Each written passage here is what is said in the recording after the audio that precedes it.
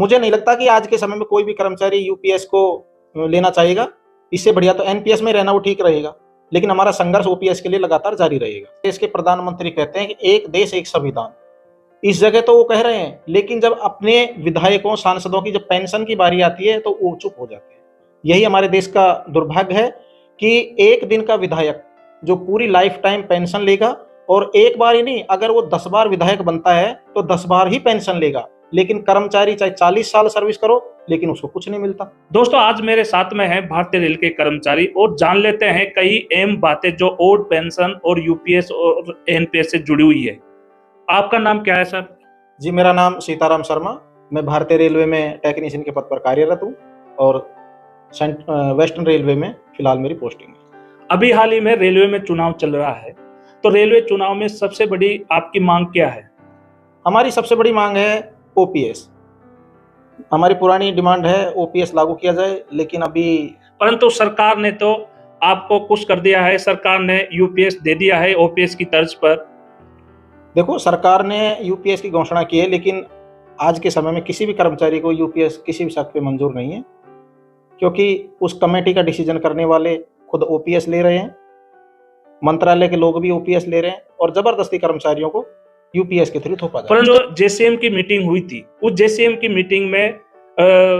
Meeting में federation के जो अधिकारी थे वो प्रधानमंत्री के साथ में मीटिंग की गई थी ओल्ड पेंशन से संबंधित समस्या को लेकर, तो वो तो मंजूर कर रहे हैं कि हमको यूपीएस मंजूर है। देखो, उनका जबरदस्ती मंजूर करने से कुछ नहीं होता। कर्मचारियों को किसी भी कीमत पे यूपीएस मंजूर नहीं है और हम उसका पूरी तरह से विरोध करते हैं। परंतु ये भी कहा जा रहा है कि अप्रैल 2025 में ये लागू होगी, तो क्या सभी संगठन यूपीएस लेना चाहता है, सभी संगठन के कर्मचारी? मुझे नहीं लगता कि आज के समय में कोई भी कर्मचारी यूपीएस को लेना चाहेगा। इससे बढ़िया तो एनपीएस में रहना वो ठीक रहेगा, लेकिन हमारा संघर्ष ओपीएस के लिए लगातार जारी रहेगा। परंतु अप्रैल 2025 में जो नोटिफिकेशन निकलेगा उसमें 2 ऑप्शन आएगा, यूपीएस आप लेना चाहते हो या एनपीएस, तो दोनों में से आप क्या लेना चाहोगे? देखो, देखा जाए तो दोनों ही खराब है कर्मचारियों के हितों को देखते हुए, लेकिन फिर भी मजबूरी में हमें एनपीएस ही लेना पड़ेगा, क्योंकि यूपीएस तो कुछ नहीं है, खाली दिखावा है और लेना देना कुछ नहीं है उसमें। अभी हाल ही में जो चुनाव हुए हैं महाराष्ट्र राज्य में, हरियाणा राज्य में, जम्मू कश्मीर में और झारखंड राज्य में, परंतु हरियाणा में भी कांग्रेस पार्टी ने मैनिफेस्टो में ओल्ड पेंशन का जिक्र किया था और महाराष्ट्र राज्य में भी कांग्रेस पार्टी ने ओल्ड पेंशन का जिक्र हुआ है। इसका मतलब वहां सरकार कांग्रेस की बननी चाहिए थी, परंतु सरकार कांग्रेस की क्यों नहीं बन पाई? इसका कुछ कारण है? देखिए, मैं मानता हूं कि कर्मचारी आज परेशान है यूपीएस को लेकर, लेकिन राज्य की और सेंट्रल की अलग अलग परिस्थितियां होती है। जैसे विधानसभा चुनाव में तो कांग्रेस ने अपने मैनिफेस्टो में ओपीएस की घोषणा कर दी, लेकिन लोकसभा चुनाव में कांग्रेस ने अपने मैनिफेस्टो में ओपीएस को लेकर कोई घोषणा ही नहीं की गई। अगर शायद कांग्रेस अपने मैनिफेस्टो में ओपीएस की घोषणा करती तो निश्चित तौर पे आज देश के अंदर कांग्रेस की सरकार होती। परंतु सर, ये भी देखा गया है कि उसमें कहा गया है कि अगर यूपीएस में 25 साल की नौकरी होगी उनको ही बेसिक का 50% पेंशन के रूप में मिला जाएगा, परंतु अगर मान लीजिए 25 साल की नौकरी नहीं है तो उन कर्मचारियों को क्या फायदा है यूपीएस से? देखिए, कोई भी अगर एम्प्लॉय लेट अधिक उम्र में अगर वो अपनी जॉब लगता है तो उसको कुछ किसी प्रकार का कोई फायदा नहीं है। जैसे मेरे एक रिलेटिव हैं, टीचर हैं, और उनकी आज 21 साल होगी सर्विस करते हुए, अगले 1.5 साल में वो रिटायरमेंट हो जाएंगे। और उनका देखिए दुर्भाग्य, अगर राजस्थान गवर्नमेंट भी अगर यूपीएस लागू करती है तो उनको मात्र 10,000 रुपए से ही संतोष करना पड़ेगा, जबकि उनका बेसिक 57,000 रुपए है। लेकिन मजबूरी में उनको क्या करें, सरकार की नाकामी की वजह से 10,000 पे ही रुकना पड़ेगा। परंतु सर, ये भी सुना है कि अभी फेडरेशनों का चुनाव है, तो फेडरेशनों से सभी कर्मचारी, चाहे रेलवे हो चाहे अन्य फेडरेशनों के कर्मचारी, वो बहुत नाराज है, क्योंकि मई 2024 में हड़ताल जैसा बयान आया था सामने और हड़ताल होने के लिए बोला गया था, तो हड़ताल फिर क्यों टाल दी गई थी? देखो, सबसे बड़ी विडंबना यही है कि जो 2 फेडरेशन के महामंत्री हैं, उनकी रणनीति आज तक कर्मचारियों को समझ नहीं आ रही। वो कहते क्या हैं, करते क्या हैं। जैसे उन्होंने ओपीएस को लेकर भूख हड़ताल की भी चेतावनी दी, उन्होंने चुनाव भी करवाए, कर्मचारियों की सहमति जाननी चाहिए कर्मचारियों ने, और फिर उनका खुद का भी बयान आया कि 98%, 99% कर्मचारी ओपीएस के पक्ष में हैं, स्ट्राइक के मूड में। लेकिन फिर भी पता नहीं क्या हुआ, उन्होंने उस फैसले पर टिके ही नहीं और जाके जो जेसीएम की मीटिंग हुई उस पर उन्होंने तुरंत सिग्नेचर कर दिए यूपीएस के लिए, जबकि यूपीएस में कुछ लेना देना है ही नहीं। सर दूसरी बात ये मैं कहना चाहूंगा कि यूपीएस कर्मचारी का कोई भी संगठन सहमत नहीं है, ऐसा माना जा रहा है। परंतु संविधान भारत में दो अलग अलग नहीं हो सकते। विधायक, सांसद, जो भी नेता बनता है उनको ओल्ड पेंशन मिलती है, परंतु कर्मचारी पूरे जीवन तक 60 वर्ष की उम्र तक वो नौकरी करता है और देश को बहुत ही ताकतवर बनाने की कोशिश करता है, तो उन कर्मचारियों को एनपीएस थोपा जाता है। अब यूपीएस थोप रहे हैं, तो क्या दो संविधान होना चाहिए, ओल्ड पेंशन और यूपीएस का? देखिए, हमारे देश के प्रधानमंत्री कहते हैं कि एक देश एक संविधान, इस जगह तो वो कह रहे हैं, लेकिन जब अपने विधायकों सांसदों की जब पेंशन की बारी आती है तो वो चुप हो जाते हैं।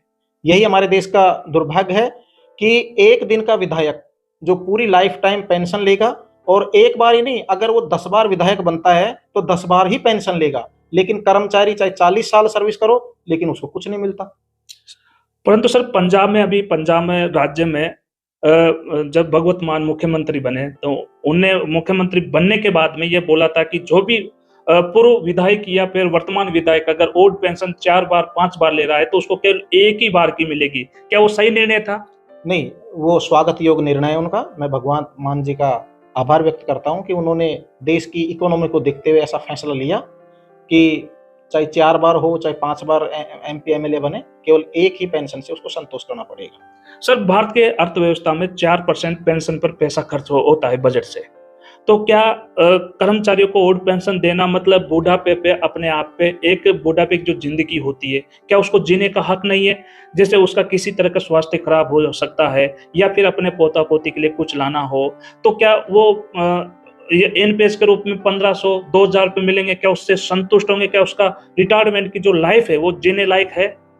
देखो, ये संभव ही नहीं है। एनपीएस के थ्रू जो पेंशन मिलती है उससे कुछ नहीं हो सकता।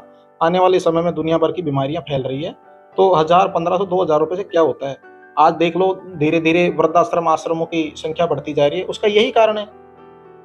अब सोचो कि जो पेंशन ला रहे हैं उनका ही हाल बेहाल है, लेकिन जो कर्मचारी 1 रुपए पेंशन नहीं लाएगा, 1000 1500 रुपए लाएगा, तो परिवार वाले तो आजकल स्वार्थी हो रहे हैं। कोई बड़े बुजुर्गों की सेवा करना ही नहीं जानता। बहुत सारे कर्मचारी ये बोल रहे कि दोनों जो फेडरेशन है एआरएफ और एनएफआर, इन लोगों की मिली भगत है कि यूपीएस लाने में। परंतु कुछ गणितज्ञ, कुछ अर्थशास्त्री ये बोल रहे हैं कि जो प्रधानमंत्री कहेंगे वही होगा, कि प्रधानमंत्री को ओल्ड पेंशन चाहिए, पर कर्मचारियों को हम दूसरी पेंशन देंगे। क्या ये सरकार की चाल है या फिर फेडरेशनों की भी इसमें अहम भूमिका है? देखिए, इसमें दोनों फेडरेशन की अहम भूमिका है और इनकी मिली भगत है। अगर ये चाहें तो रेल का अगर कल चक्का जाम कर तो निश्चित तौर पे सरकार को झुकना पड़ेगा और कर्मचारियों की डिमांड माननी पड़ेगी, लेकिन इन दोनों ही दोनों ही फेडरेशन इसमें दोषी है।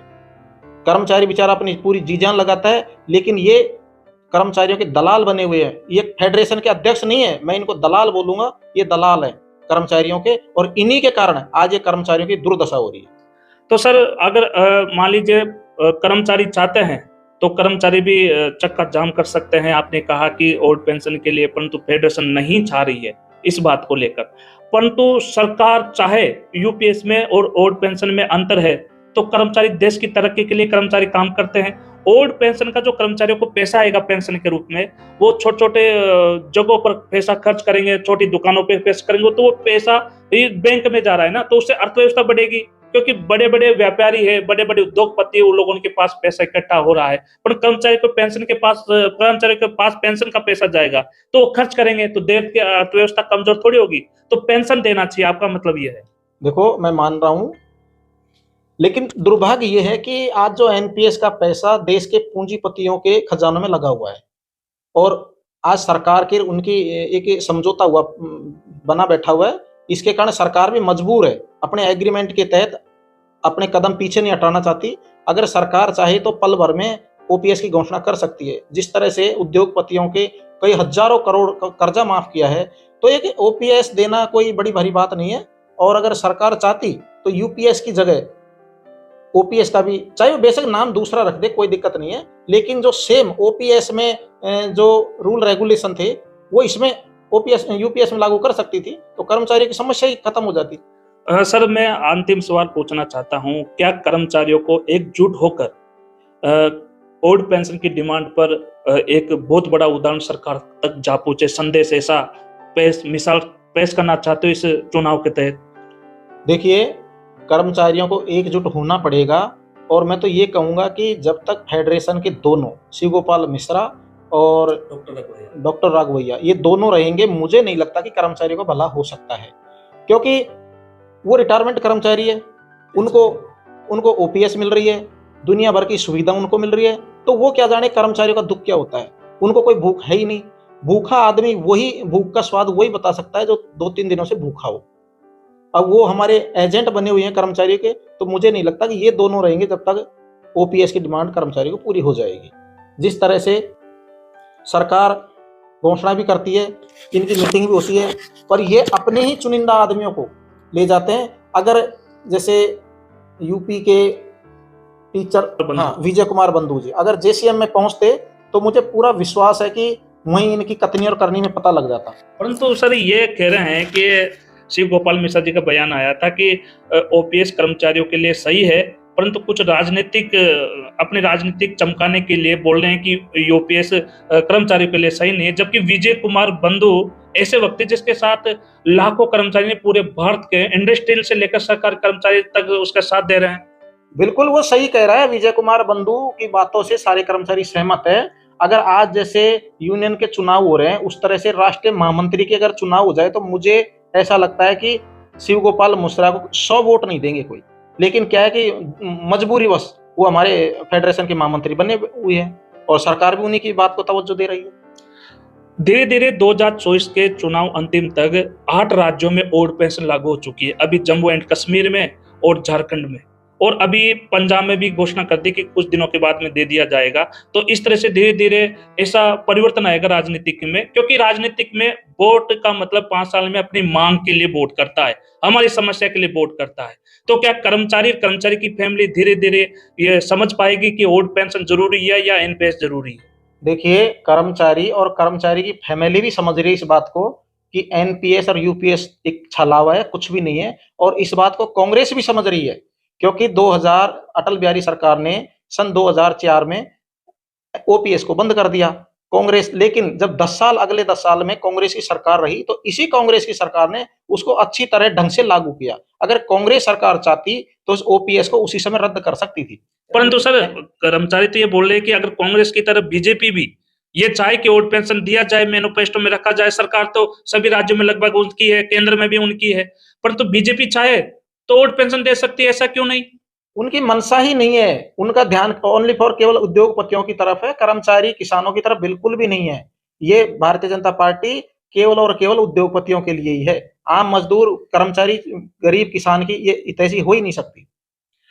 दोस्तों आज ये बात हुई है हमारे सीताराम शर्मा जी से, और आपको वीडियो को ज्यादा से ज्यादा शेयर करें और सुने और देखें कि क्या ओल्ड पेंशन हर बुढ़ापा में जरूरी है, क्या रिटायर होने के बाद में ओल्ड पेंशन की उतनी महत्व बढ़ जाती है जिस समय जवानी में अपना खून बढ़ता है। तो दोस्तों फिर मिलते हैं अगले वीडियो में, जब तक जय हिंद जय भारत।